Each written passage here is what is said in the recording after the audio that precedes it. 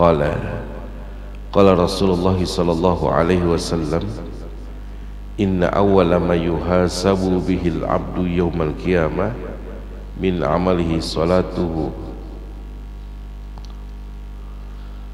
Abu Hurairah radhiyallahu an berkata bahwa Rasulullah sallallahu alaihi wasallam bersabda, sesungguhnya amal yang pertama kali dihisab pada seorang hamba nanti pada hari kiamat adalah salatuhu, yakni salatnya.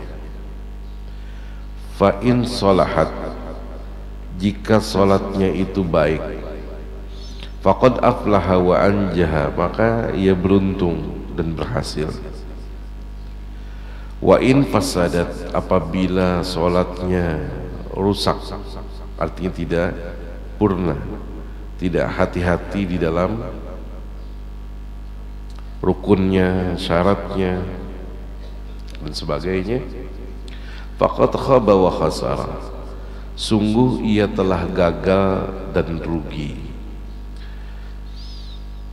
Fa in intaqasa min faridatihi syai'un qala rabbu, apabila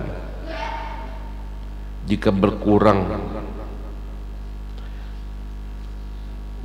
di sini bisa nilainya kah, bisa ada nang dahulu ketinggalan kah, segala macam itu daripada sholat fardunya, maka qala rabbu azza wa jalla, Allah subhanahu wa ta'ala, Allah azza wa jalla berfirman, unzuru,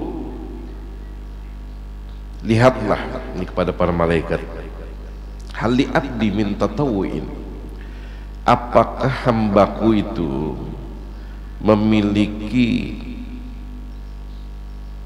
melakukan daripada salat sunnah, tatawu'in sunnah, apabila melakukan salat-salat sunnah, fayukammalu minha, maka salat sunnah ini untuk menutupi kekurangan daripada fardunya, ya. Man taqassa minal faridati, ya, untuk menutupi daripada kekurangan kewajibannya. Tsumma takunu sa'irun a'malihi ala hadza, ya begitu juga dengan seluruh amalnya. Rahu at-Tirmidzi wa qala haditsu hasan, derajatnya hasan. Lalu bagaimana sholat yang baik? Sedikit banyak kita sudah membahas itu, ya. Jadi bukan hanya masalah kehusyuan di dalam sholat, bukan hanya terpenuhi syarat rukunnya, artinya juga berhubungan ini hal ibadah ini dengan ibadah lainnya, termasuk wudu. Maka sholat seseorang bagaimanapun khusyuknya, maka tidak purna jikalau wudunya pun tidak baik. Mungkin dalam pembahasan-pembahasan yang di luar pembahasan fikih banyak juga, termasuk dalam kenyamanan hati, kadang itu kan tidak dibahas dalam kitab. Bagaimana dalam sholat mendatangkan ketenangan, maka ada orang yang menyediakan tempat misalnya di rumahnya untuk dijadikan tempat sholat sunnah atau tatawu, maka dibuatlah di bagian rumahnya musola kecil misalnya begitu, yang di situ diolah nyaman, ada kipasnya kan, kada benda apapun selain keperluan ibadah, Al-Quran, tasbih begitu kan misalnya. Baik. Dalam hal pakaian, memang kalau di dalam fikih kan semuanya sudah sepakat bahwa kada boleh najis dengan pakaian yang baik menutup aurat. Nah, tapi kadang tidak dibahas bahan, itu bahan apa yang mengolahinya nyaman dalam sholat. Ada kain gitu yang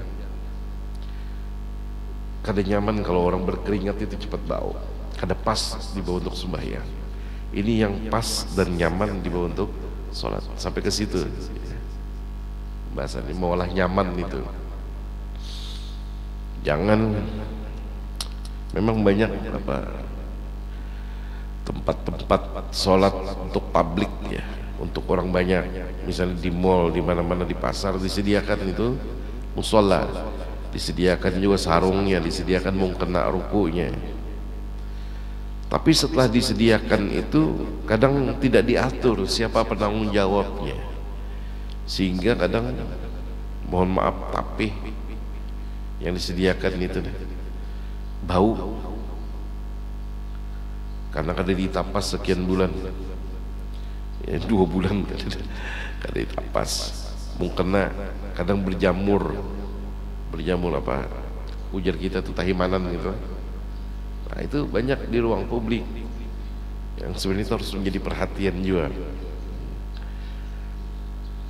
Kalau pian bisi harta berlebih, bagus sarung berapa sih harganya? Nukar sarung andak di tempat musola publik gitu kan, pasti dipakai orang untuk ibadah. Mukena begitu, taruh di tempat publik, insya Allah dipakai orang untuk ibadah. Karena ada juga orang kebiasaan kalau kita umroh itu kan menungkar Al-Quran ya, kemudian itu diinfakkan di masjid ya, di Mekah dan Madinah ya. Sama aja kalau di wadah kita ini, karena tidak lazim orang khusus kadang di musola publik, artinya yang di tempat keramaian, di mall, di mana-mana orang khusus untuk beriktikaf itu tidak lazim. Tidak lazim itu tidak menjadi kebiasaan di tempat kita kan. Maka apa yang lazim di sana? Oh, ibadah. Dia memang keperluannya belanja, tapi karena sudah waktu sholat masuk, sebentar untuk beribadah. Tapi tidak berlama-lama biasanya mereka, sebentar saja. Maka apa yang cocok di sana? Misalnya, yaitu tadi sediakan tapih kah, mukena kah, bagi orang yang berpunya. Bagus insya Allah. Jadi dulu ada teman ini pengusaha, dulu preman, ada tapi penyembahyang,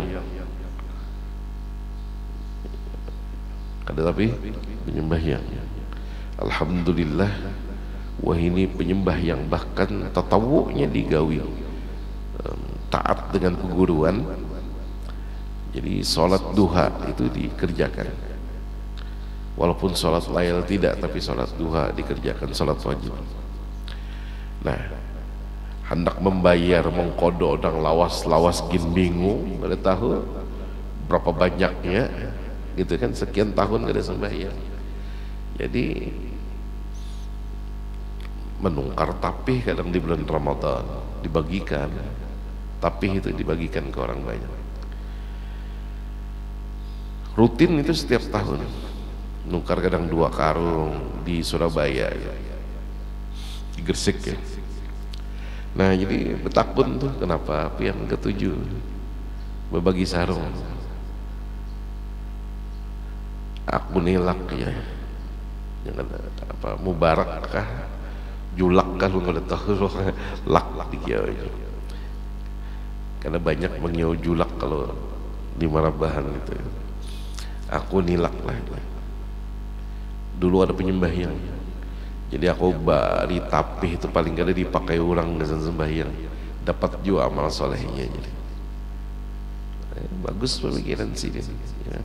Kalau diberi duit, kadang dibagiakan duit kada tahun nungkarnya apa kapuk ya, walaupun kada suuzon gitu, tapi insya Allah niatnya hendak supaya dibawa ibadah sembahyang apa segala macam, jadi tukarkan bendanya langsung, tapi nama binian mau kena gitu kan, insya Allah dipakai orang ya, karena orang berpunya ini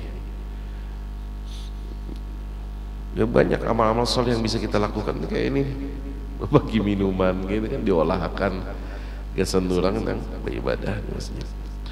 Supaya apa yang tadi kita sebutkan, tentang pakaiannya nyaman gitu kan, nang kopiahnya nyaman. Bahkan julak kulun itu, julak Haji Bawai di Merambahan yang 28, insyaallah 28 bulan Mei ini haulnya di Merambahan. Itu pernah berucap tuh, entah begayaan kah atau apakah, jangan bakawan melawan orang nang surbannya murah jadi apa maksudnya? Artinya orang tuh kalau hendak menghadap Allah surban kesan ibadah kadusah pelit-pelit, tukar nang bagus, tukar nang layak, tukar nang nyaman. Mau pakaian sehari-hari bagus bemerek, tapi kesan ibadah menghadap Allah justru nang kada nyaman. Kenapa? Nang murah ya sesekali aja jadi pakainya, karena alasannya kan kada pas menghadap Allah Subhanahu wa ta'ala.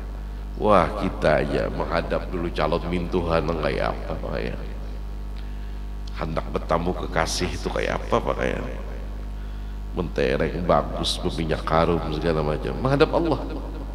Kalau mau pang tapih nang bau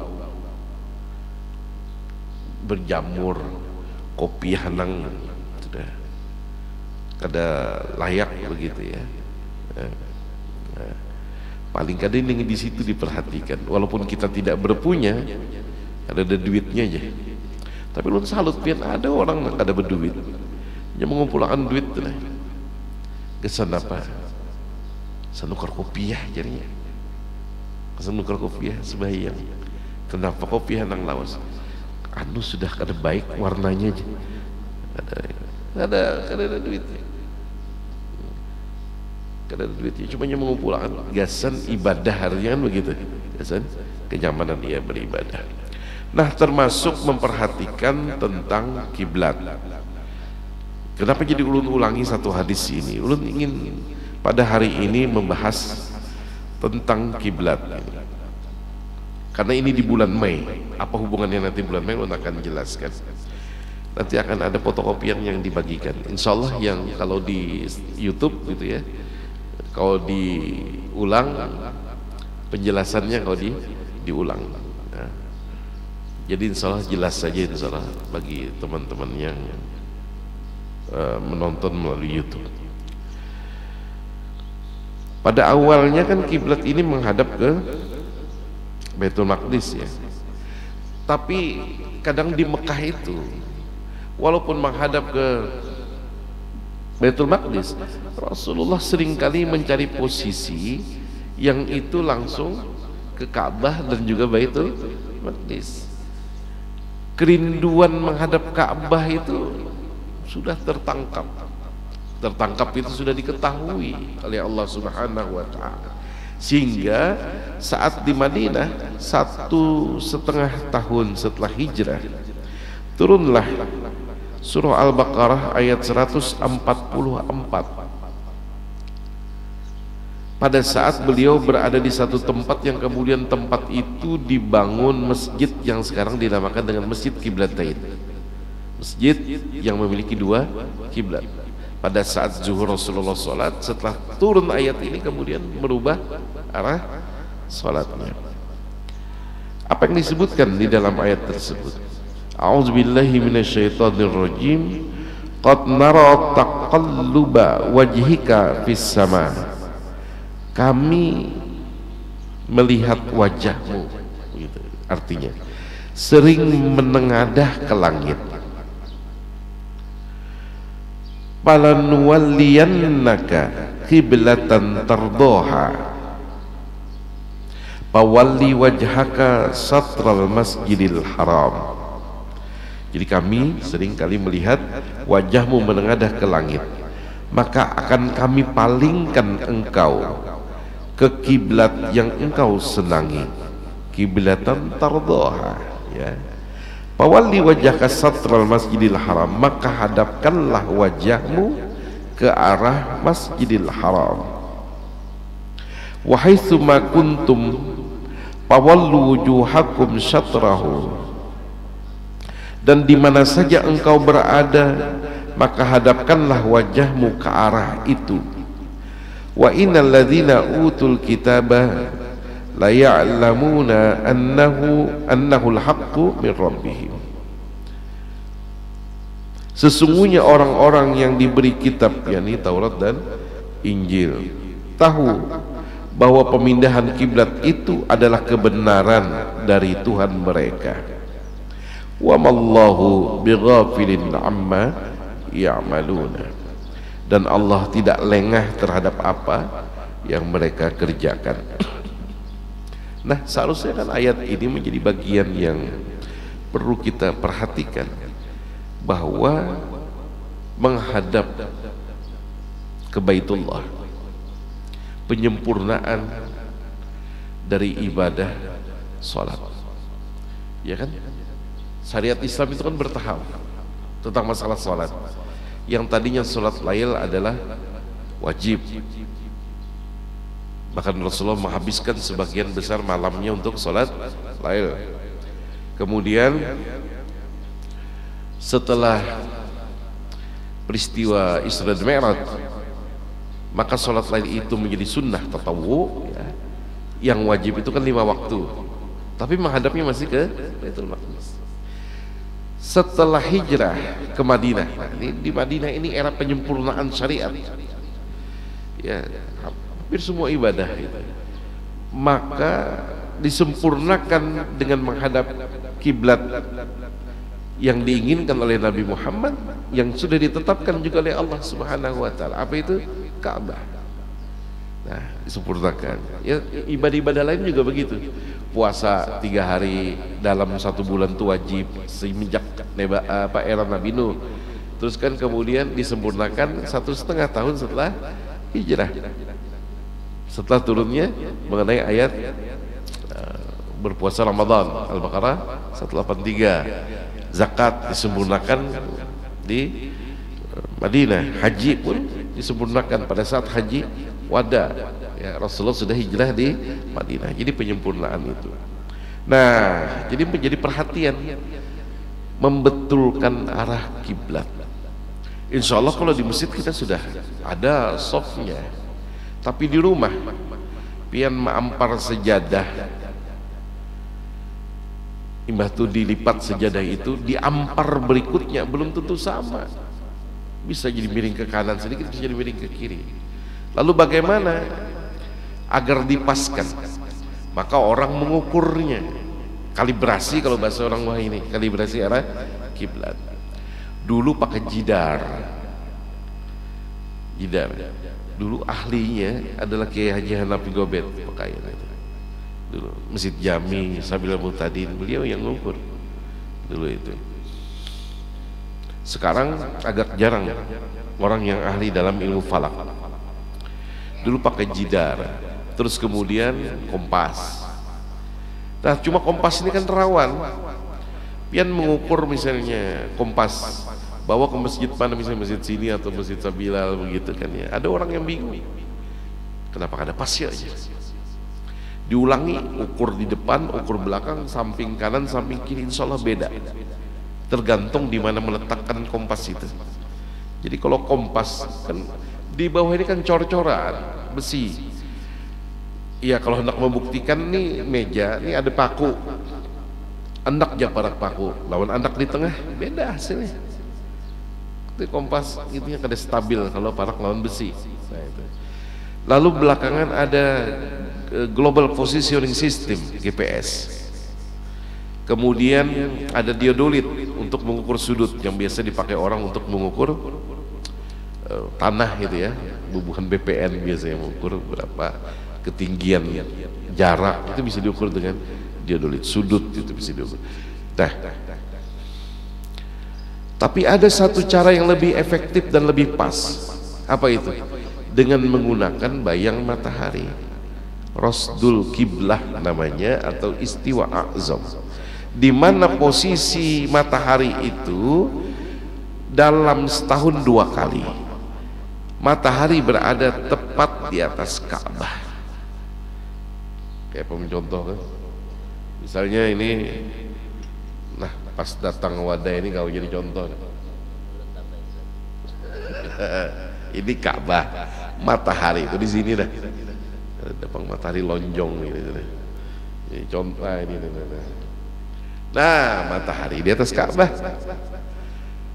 Secara logika, benda apapun pada saat posisi seperti ini, benda apapun yang tegak lurus lah, yang tegak lurus, maka akan membentuk bayangan kan?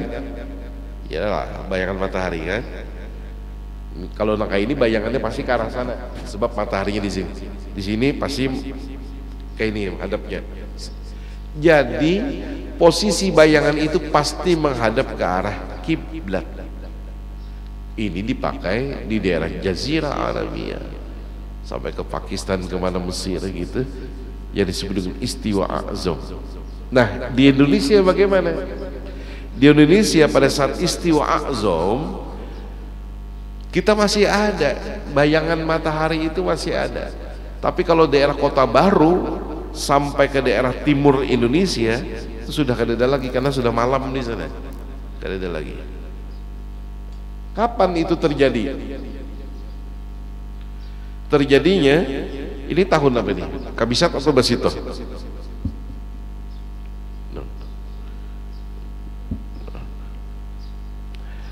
Ini tahun, lihat aja dari bulan Februarinya. Kalau Februari itu sampai tanggal 28 berarti Basito. Kalau sampai 29 berarti Kabisat, gitu ya. Nah, kada dapang sampai 30. Makasih. Makasih. Anak menyapuakan ke sini nah. Biasa ke rambut aja bang. Supan ditonton orang. Insya Allah pertama gratis tanggal 30 Februari di seluruh Indonesia. Ulun insya Allah mentraktir pian berataan di masjid ini, seberapapun jumlah jamaahnya. Kapan? 30 Februari. Tuhuk menjadi 30 Februari kan harapan dapat. Injim kalau kada 29, 28 kan kadang kayak itu lah di status WA kah medsos. 30 Februari gratis pertamax seluruh Indonesia. Bila kada tetamu. Nah, jadi tahun ini Februari 28 berarti tahun Basito. Nah, kalau tahun Basito kapan terjadinya yang dua kali tadi itu istiwa azam matahari di atas Ka'bah? Pada tanggal 28 Mei. Ya. Kalau Kabisat berarti 27 Mei. Dan pada bulan Juli nanti Basito 16 Juli dan Kabisat 15 Juli. Kapan terjadinya? Ya tanggal itu tadi. Waktunya kapan? Saat zuhur Jawal, sebentar sekian detik sebelum zuhurnya waktu Makkah. Nah, kapan waktu zuhur di sana? Pukul 12 lewat 17 menit 59 detik. Berarti harus dikonversi. Konversi itu kayak ini. Di sana jam berapa, di sini jam berapa. Maka pada saat pukul 12 lewat 17 menit 59 detik di sini Kalimantan Selatan, karena mengikuti WITA waktu Indonesia bagian tengah, yakni pukul 17 lewat 17 59 detik. Pukul 5 sore, 17 itu kan 5 sore, lewat 17 menit 59 detik. Saat itulah satu benda yang tegak lurus, bayangannya persis menghadap ke arah Ka'bah. Maka pian bisa mengukur di rumah masing-masing dengan syarat satu, kada mendung, artinya cahaya mataharinya ada. Yang kedua, kada telindung lon bangunan lain. Nah, kayak apa aja kami telindung. Nah, ukur di jalan raya gitu. Ukur di tempat nangkawa, ambil presisinya ke dalam rumah. Ilmu petukangan dipakai kan gitu. 3 garis, ini kan kalau sudah kita tandai lah, maka 90 derajat itu ukur masuk ke dalam rumah. Kalau di sini pernah sudah di Masjid Jami praktek parak beduk. Perak Beduk. Beduk ini ulang tahun tanggal berapa? 18 Syawal ulang tahun Beduk nih. Kada ada nama ingatakan Beduk nih, ada jasanya 18 Syawal. Allah. Nah, itu pernah praktek. Caranya kayak apa? Satu benda lurus itu tadi tuh dia tuh. Caranya kayak ini. Pertama, jam samakan lawan jam digital. Handphone kita insya Allah tuh jam digital sudah berataan tuh lah. Lain dahulu nalih harus menyesuaikan lawan RRI atau TPRI tuh. Jamu ini umpati handphone aja otomatis ya jam tuh jam. Gara-gara jam Ramadan tadi ada yang behual masjid kan, situ jam masjid situ berdahulu terus memulai ajan apa aja. Jadwalnya beda satunya, jadwalnya sama berataan. Lalu datangi ke sana sekalinya nang apa? Jamnya berdahulu 10 menit. Jangan jam di muka lo jam belakang beda. Gitu nah jadi hual ya. Nah. Jadi pertama ini siapkan jam yang sesuai. Yang kedua siapkan lokasinya di mana. Yang tentunya ada cahaya matahari masuk. Untung kalau misalnya kawa digantung misalnya suatu benda di jendela ya cahaya matahari. Nah yang ketiga setengah jam atau 15 menit sebelum pukul 17 itu tadi kayak apa caranya menggantung talinya itu tali rapia. Kalau lebih tipis daripada tali rapia langsung lebih tipis, lebih kecil. Kalau kayak tasbih ini saja ini kehalusan nih tali rapia lah. Kalau nangka ini paling 2 nah. Ini contoh aja lah olah gegantungannya atau sangkutakan di jendela atau apapun benda tihang kah apa diolah atau pinjam kah jamuran kapstok, beri bandul pemberat otomatis lurusin lurus. Kalau kita tongkat ditajak mengkhawatirkan ini antara lurus atau kada, tapi kalau sudah tali bebandul insya Allah lurus. Apalagi yang digawe ya sudah tunggu sampai pukul 5 sore lewat 17 tadi, maka bayangannya nang muncul pada pukul itu itulah arah kiblat nang pas, lebih tepat daripada apapun teknologinya, termasuk GPS, termasuk kompas, termasuk diodolit, jauh lebih tepat ini. Nah, jadi garis tandai ya, pakai spidol kah ditandai atau betitik kah tandai. Ada jurang nang bepaku, tak andaknya tali, mbah tuh diukur pakai penggaris 9, ada yang 90 derajat itu, tarik ke sana. Nah itu garis soft, tarik ke dalam rumah, maka itu adalah garis soft. Nah, itu nah, di fotokopian tuh yang dibagikan ada ilustrasi lah. Cuma ada beberapa fotokopian yang ini kabur nih, ini kabur. Yang gambar Ka'bah di tengah, kemudian ada satu benda tegak lurus, matahari di atasnya, gitu maksudnya kan. Nah, yang garis-garis ini itu bayangan itu menuju arah kiblat. Nah, sederhana, tapi pas untuk meyakin, itu menambah keyakinan penting di dalam hal ibadah khususnya sholat.